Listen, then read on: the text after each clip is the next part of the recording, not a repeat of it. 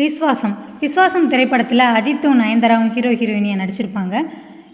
இவங்க வந்து அஜித் வந்து ஒரு கிராமத்து கதை. ஒரு கிராமத்தில் இருக்கிற ஒரு பையன் எப்படி இருப்பாரோ, ஒரு முரட்டுத்தனமாக அந்த மாதிரி ஒரு கேரக்டரில் வந்து அஜித் நடிச்சிருப்பார். நம்ம நயன்தாரா வந்து ஒரு டாக்டராக தான் அந்த கிராமத்துக்குள்ளே வருவாங்க. எல்லாருக்கும் இலவசமாக ட்ரீட்மெண்ட் பார்க்குறேன் அப்படின்னு சொல்லிட்டு தான் வருவாங்க. அப்போ வரும்போது தான் அங்கே நிறைய பேர் என்ன செய்வாங்க, நீங்கள் என்ன இலவசமாக எப்படி பார்ப்பிய, அங்கே பெரிய பெரிய ஆள்லாம் இருப்பாங்கல்ல, அவங்க வந்து நயன்தாராவுக்கு பெரிய தொந்தரவு கொடுக்குறனால நம்ம அஜித் என்ன செய்வார்னா, நான் உங்களுக்கு இடம் தரேன், எங்கள் மில்லுலேயே நீங்கள் வேலை பாருங்கள் அப்படின்னு சொல்லிட்டு கூட்டிகிட்டு போவார். அங்கே வந்து நம்ம நயன்தாராவுக்கு வந்து நம்ம அஜித்தை வந்து எல்லோரும் நடத்துகிற விதம், வீட்டில் நம்ம டாக்டர் அம்மாவுக்கு வந்து வீட்டில் அவங்க வீட்டில் தான் சாப்பாடு, அந்த மாதிரி எல்லோரும் அஜித் மேலே ரொம்ப பாசம் பிரியமாக இருப்பாங்களா. அதெல்லாம் பார்க்கும்போது நம்ம தனியாகவே இருந்து வளர்ந்துருக்கோங்கிற ஒரு ஏக்கம் இருந்திருக்கு. இந்த மாதிரி ஒரு பெரிய குடும்பத்துக்குள்ளே நம்மளும் இருக்கணும் அப்படின்னு சொல்லிட்டு அஜித் மேலே ஒரு வித காதல் ஏற்படும். அதை வந்து எப்படியாச்சும் சொல்லணும்னு சொல்லிட்டு அப்புறம் அஜித்டே கூப்பிட்டு சொல்லிடுவா. அவருக்கும் பிடிக்கும், வேறு எப்படின்னா சொல்கிறதுன்னு தெரியாமல் சரின்னு சொல்லிடுவாங்க. குடும்பத்தில் எல்லாருக்கும் சம்மதம், எல்லோரும் ஓகே சொல்லிடுவாங்க. 2 பேருக்கும் நல்லபடியாக கல்யாணம் முடியும். ரொம்ப சந்தோஷமாக 2 பேருமே இருப்பாங்க.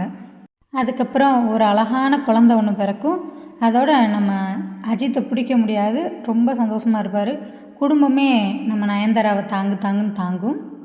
ஒரு கட்டத்துக்கு மேலே நம்ம அஜித் வந்து ஊர் சண்டை பஞ்சாயத்து எல்லாத்துக்கும் போய் மும்முரமாக நிற்கிறதுனால நம்ம நயன்தாராவுக்கு ஒரு பயம், இவருக்கு ஏதாச்சும் ஆயிருமோ அந்த ஒரு பயம் இருந்துக்கிட்டே இருந்துச்சு. கடைசியில் பார்த்தா தன் குழந்தைக்கு ஏதாச்சும் ஆயிருமோ அப்படின்னு சொல்லிட்டு, நீங்கள் எந்த சண்டை வம்புக்கு வேணாலும் போங்க, பிள்ளைய தூக்கிட்டு போகக்கூடாது அப்படின்னு சொல்லிட்டு நயன்தாரா சொல்லி தான் வச்சுருப்பா.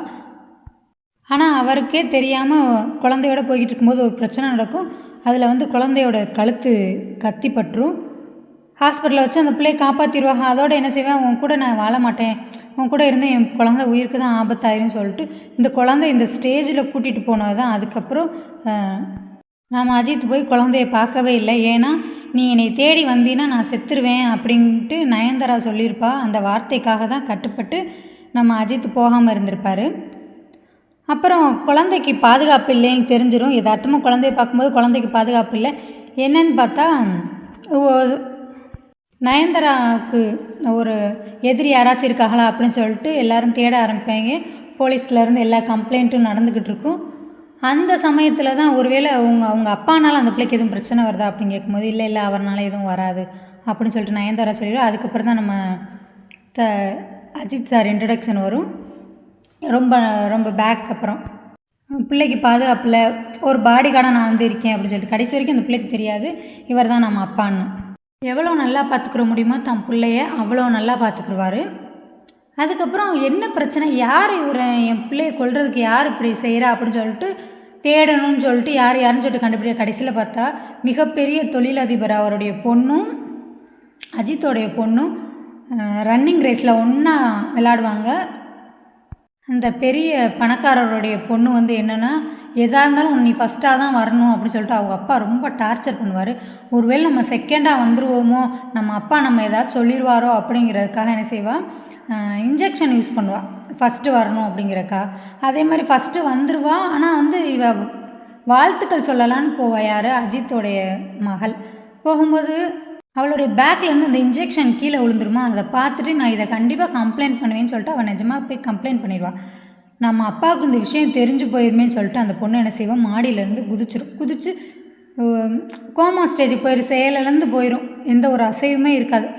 அதோட அந்த மிகப்பெரிய தொழிலதிபர் தான் பொண்ணு இப்படி பண்ணதுக்கு காரணம் இந்த புள்ள தான் அப்படின்னு சொல்லிட்டு அந்த பிள்ளையை நான் கொல்லாமல் விட மாட்டேன்னு சொல்லிட்டு தான் இந்த பிள்ளையை எங்கே போனாலும் ஃபாலோ பண்ணி கொல்லணும்னு சொல்லிக்கிட்டு இருக்கேன். நம்ம அஜித் தான் நிறையா தடவை காப்பாற்றி வச்சுருப்பார். அதுக்கப்புறம் அந்த தொழிலதிபரே கூப்பிட்டுட்டு என் பொண்ணு உயிருக்கு ஏதாச்சும் ஆபத்துனா உன்னே நான் சும்மா விட மாட்டேன் அப்படி மாதிரி சொல்லிடுவார்.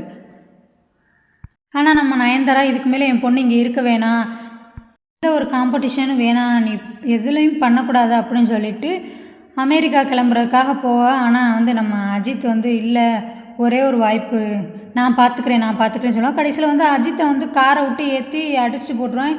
அவர் சீரியஸாக ஹாஸ்பிட்டலில் இருப்பார். அந்த பொண்ணுக்கு தெரியாது இது நம்ம அப்பான்னு. ஆனால் ரொம்ப வேதனைப்படும். இது யார் எனக்காக இவ்வளோ பண்ணுறாரு, இவர் யாருன்னு கேட்டு கேட்டு நமத்துக்கிட்டு இருக்கும். ஆனால் அவர் திரும்பி வந்துடுவார். நீ எப்படியும் இதில் நீ விளாண்டு தான் ஆகணும், நீ ஜெயிச்சு தான் ஆகணும் அப்படின்னு சொல்லிட்டு சொல்லுவார். அதே மாதிரி அந்த பொண்ணை ஸ்டேஜில் ஓட விடுவாங்க. ஆனால் வந்து மைண்டு ஃபுல்லாக இது இவர் ஏன் நமக்காக இவ்வளோ அடி வாங்குறாரு அப்படிங்கிற எண்ணம் அந்த பிள்ளை மனசில் ஓடிக்கிட்டே இருக்கும். அதுக்கப்புறம் நம்ம அஜித் வந்து முன்னாடி நின்றுட்டு நீ வா உன்னால் முடியும் அப்படின்னு சொல்லிட்டு விசிலடிப்பார். அந்த ஒரு உற்சாகத்திலே அந்த பொண்ணு ஓடி வந்து ஃபஸ்ட்டாக வந்துடும். அப்போ தான் சொல்லுவார், நான் தான் உங்கள் அப்பா அப்படின்னு சொல்லுவார். அந்த பொண்ணுக்கு ரொம்ப சந்தோஷமாக இருக்கும். இந்த தொழிலதிபருடைய பொண்ணும் அதே ஸ்டேஜில் தான் இருக்கும். இந்த பிள்ளை வின் பண்ணதை பார்த்துட்டு தன்னை அறியாமல் அந்த பிள்ளைக்கு சுய நினைவுலாம் திரும்பி வந்துடும். அதை பார்த்த தொழிலதிபரும் அதே இடத்துக்கு தான் வருவார். வந்துட்டு பார்த்தோன்னே தான் பொண்ணு சரியாயிடுச்சு அப்படிங்கிற ஒரு மன திருப்தியிலே இந்த படம் ஒரு நல்ல திரைப்படமாக முடிஞ்சிடும்.